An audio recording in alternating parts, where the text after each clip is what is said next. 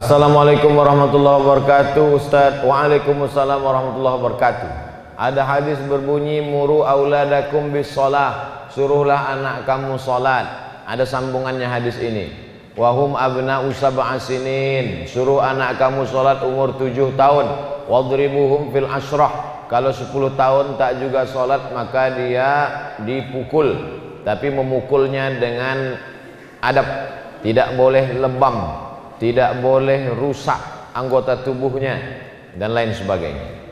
Bagaimana penerapan hadis ini Pak Ustadz? Anak dari umur 1 tahun sampai 5 tahun dijaga oleh ibunya, sholatnya di rumah, karena kalau dibawa di masjid nanti dia bernajis, mengganggu orang sholat.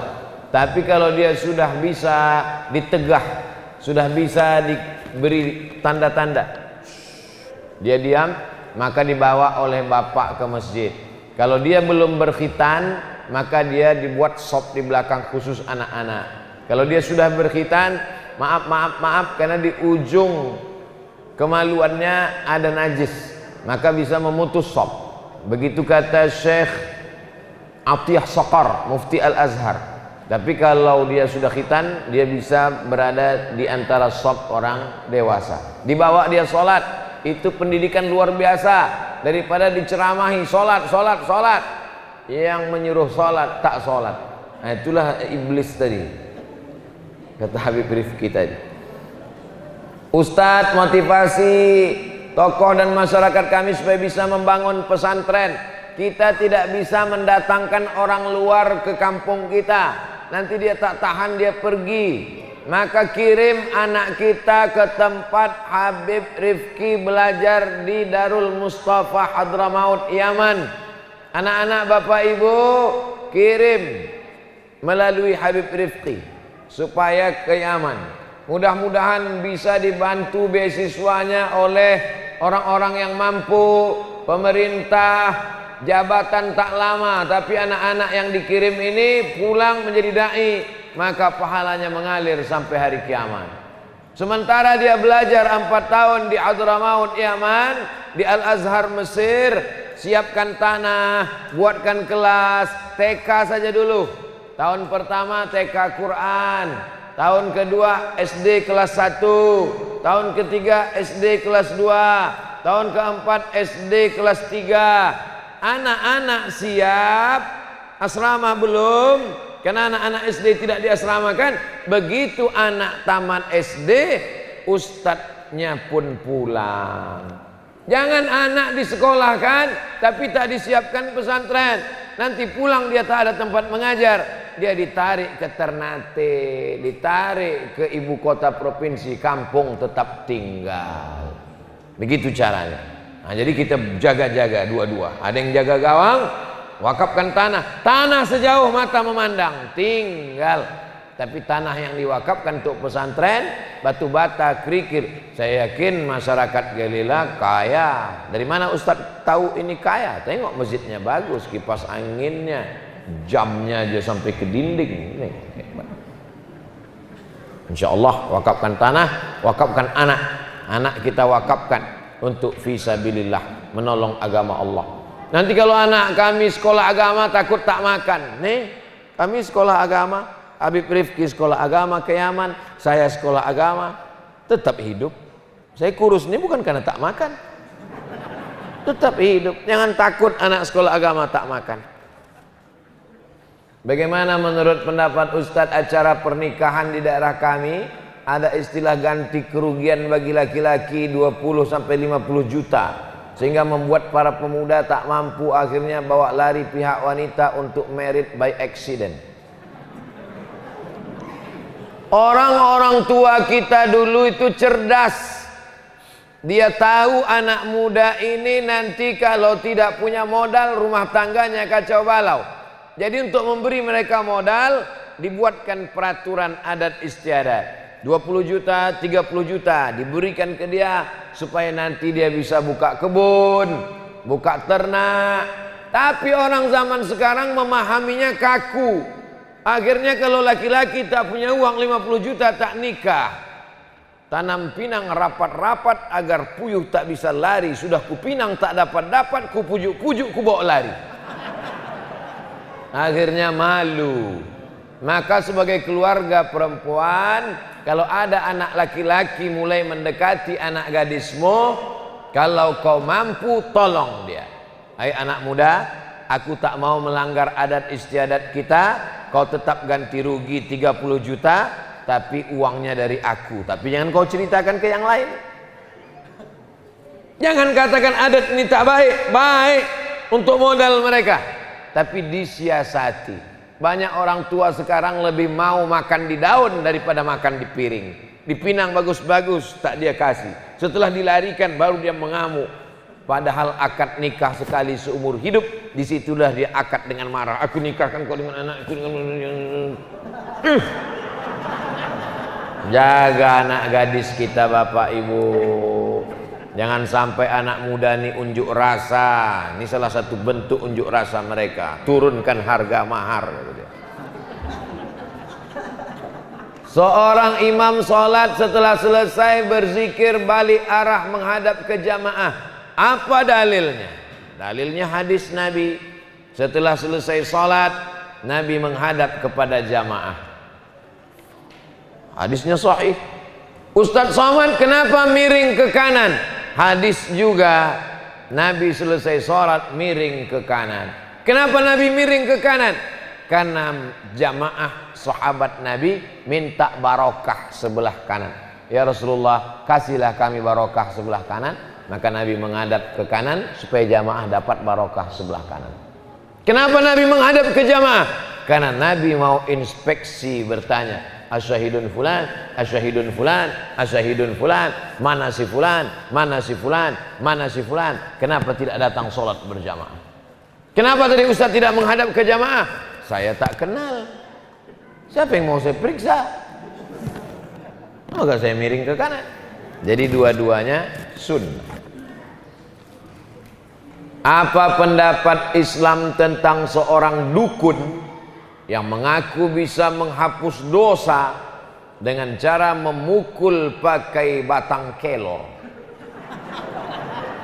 Ini dalam satu pertanyaan ini isinya 3. Yang pertama, dukun. Man ata kahinan, siapa yang datang ke dukun, fasaddaqahu bima yaqul, percaya pada cakap dukun, falam tuqbal lahu salatun arba'ina lailah, tak diterima salatnya 40 hari 40 malam. Hadis yang kedua, man ata kahinan au arrafan, siapa yang datang ke dukun, fasaddaqahu bima yaqul, percaya pada cakap dukun, faqad kafara bima unzila ala Muhammad SAW, maka dia dianggap sudah kafir, ingkar kepada wahyu yang diturunkan kepada Nabi Muhammad SAW. Hai dukun-dukun, bertaubatlah. Dukun yang boleh, dukun sunat. Dukun yang pakai jin, pakai hantu, pakai setan. Adapun alim ulama, habib dengan zikirnya, dengan doanya, mendoakan air putih. Baik, riwayat Abdullah bin Abbas, boleh membacakan zikir-zikir dan doa, dibacakan kepada air, diminumkan untuk mengusir gangguan hantu setan, diminumkan untuk mudah melahirkan, baik. Tapi meminta kepada jin tak boleh. Menghapus dosa, yang bisa menghapus dosa hanya Allah. Caranya mandi taubat, sholat sunat taubat, beristighfar. Dukun tak bisa menghapus dosa. Memukulkan batang kelor, orang yang pakai susu mengeluarkan susuknya pakai daun kelor. Daunnya dimasukkan ke air, ditumbuk pakai batu giling, masukkan ke air, airnya diusap-usapkan ke badannya. Mana dalilnya pakai daun kelor? Dalam hadis tak disebut daun kelor, tapi daun sidir. Daun sidir, daun bidara yang dipakai memandikan mayat. Saya ada tanam daun bidara depan rumah saya. Jadi kalau ada orang kerasukan, ada orang susah mati, diambil daunnya, diramas-ramas, hancur atau ditumbuk, masukkan ke air, bacakan Al-Fatihah sekali, Qul huwallah 3 kali, Qul a'udzu bil falaq sekali, Qul a'udzu birabbin nas sekali, ayat kursi sekali, solawat 10 kali, dihembuskan ke air, dimandikan, diusapkan ke badan untuk mengusir, menghalau gangguan-gangguan. Daun sidir itu batangnya berduri. Yang berduri-duri itu jin, hantu, setan takut. Takutnya bukan kepada itu, tapi kepada sunnah Nabi Muhammad SAW, kepada ajaran kekuatan akidah seseorang. Tapi Pak Ustadz, kami pukulkan batang kelor, dia mati. Bukan karena batang kelor itu, tapi karena memang ajalnya sudah sampai, atau memang pukulnya terlalu kuat, mati dia sekalian. Pakai daun kelor tak juga mati, pakai batang kelor mati.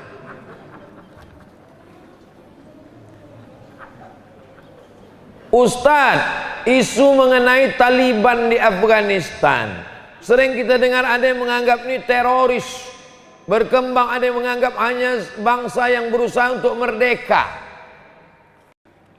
Ada nama negara namanya Uni Soviet. Uni Soviet. Uni Soviet menjajah negara-negara Islam.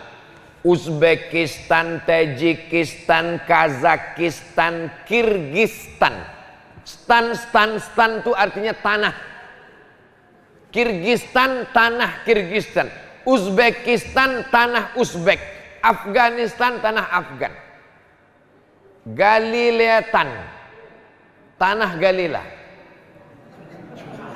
Tan itu artinya tanah.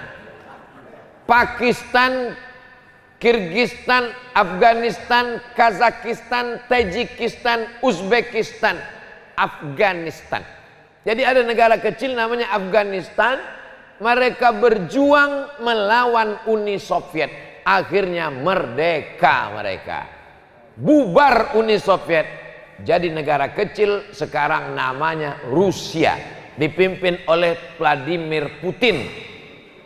Uni Soviet yang menjajah Afghanistan, Kirgistan, Tajikistan, Uzbekistan itu dulu nama negaranya Uni Soviet, pemimpinnya adalah Gorbachev. Tumbang Gorbachev, naik Boris Yeltsin. Sekarang jadi negara tidak sebesar dulu, wilayah jajahannya tak besar lagi, namanya Rusia, dipimpin oleh Vladimir Putin. Anak-anak dari Afghanistan ini menuntut ilmu ke India. Tempat mereka belajar di India itu namanya Darul Ulum. Darul, rumah ilmu pengetahuan. Darul Ulum, rumah pengetahuan.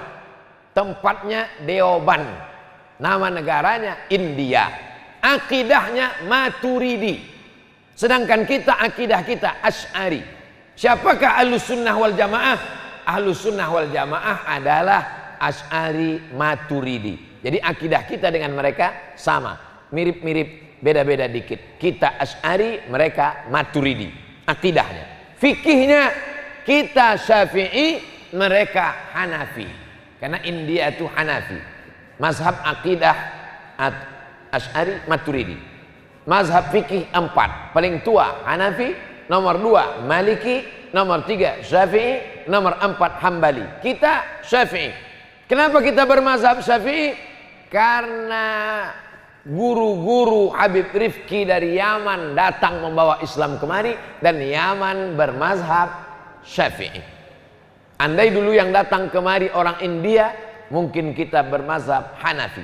Tapi katanya Indonesia ini datang ulamanya dari India. Betul.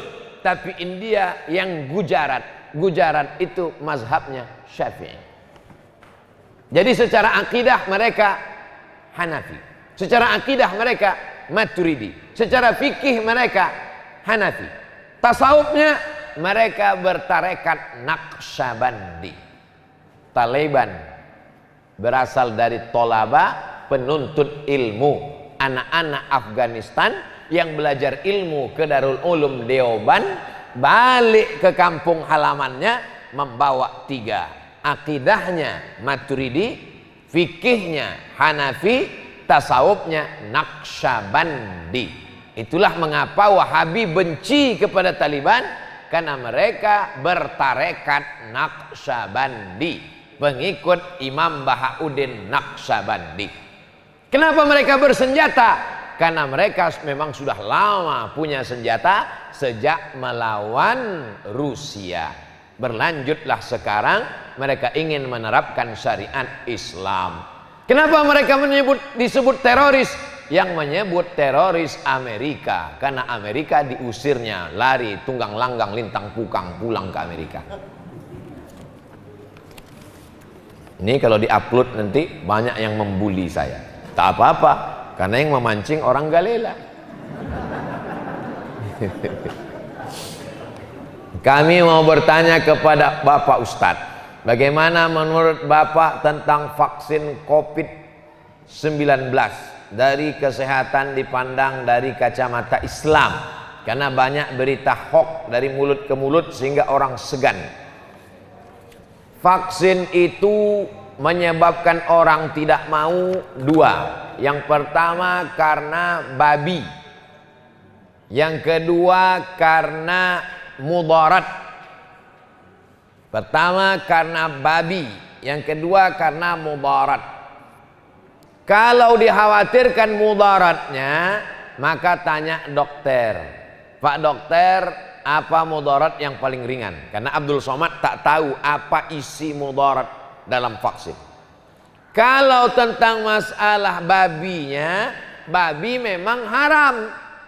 Semua ulama sepakat babi itu haram, tapi makan babi bisa halal.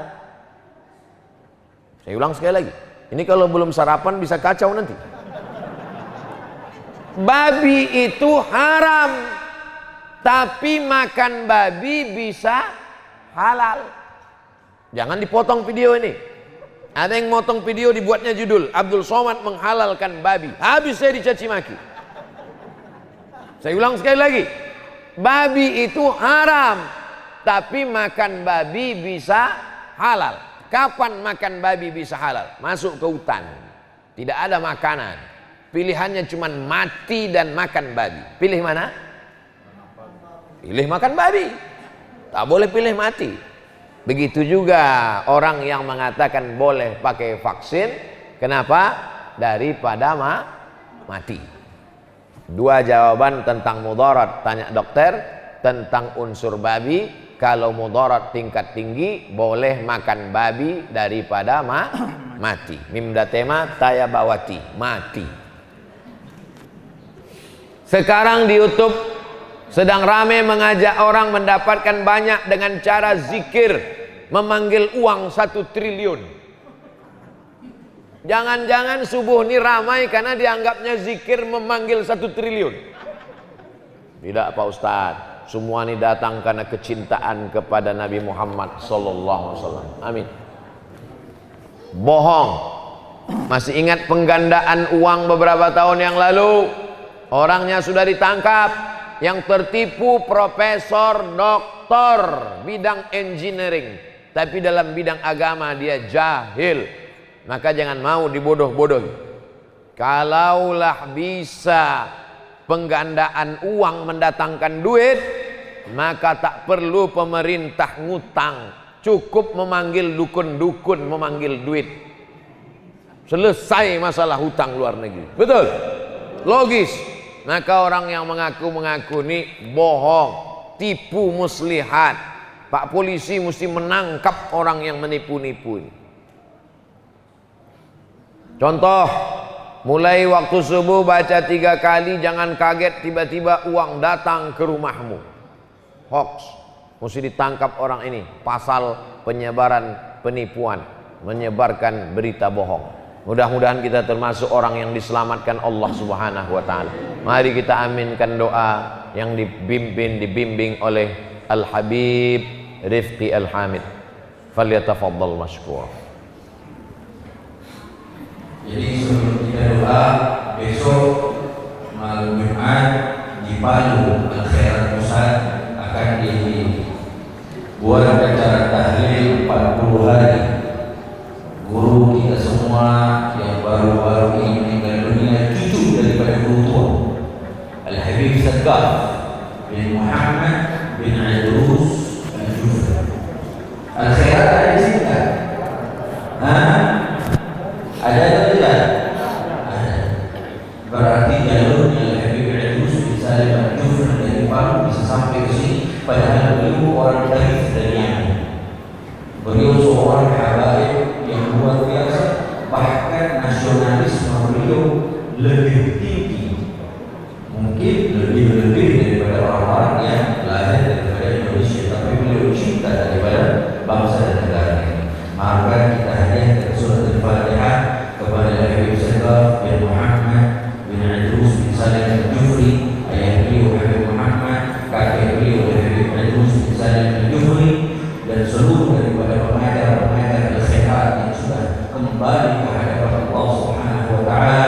Mudah-mudahan Allah Subhanahu wa taala mengumpulkan mereka beliau-beliau bersama sahibul khairat yaitu Nabi Muhammad sallallahu alaihi wasallam. Allah tempatkan mereka guru-guru kita semua di dalam surga Allah Subhanahu wa taala bersama baginda Sayyidina Muhammad sallallahu alaihi wasallam, dan ilmu yang mereka tinggalkan menjadi manfaat besar untuk kita. Amin ya rabbal alamin. Wa ila hadratin Nabi Muhammad sallallahu alaihi wasallam. Al-Fatihah. A'udzu billahi minasyaitonir rajim. Bismillahirrahmanirrahim. Alhamdulillahirabbil alamin arrahmanirrahim maliki yaumiddin. Iyyaka na'budu wa iyyaka nasta'in. Ihdinas siratal mustaqim. Amin.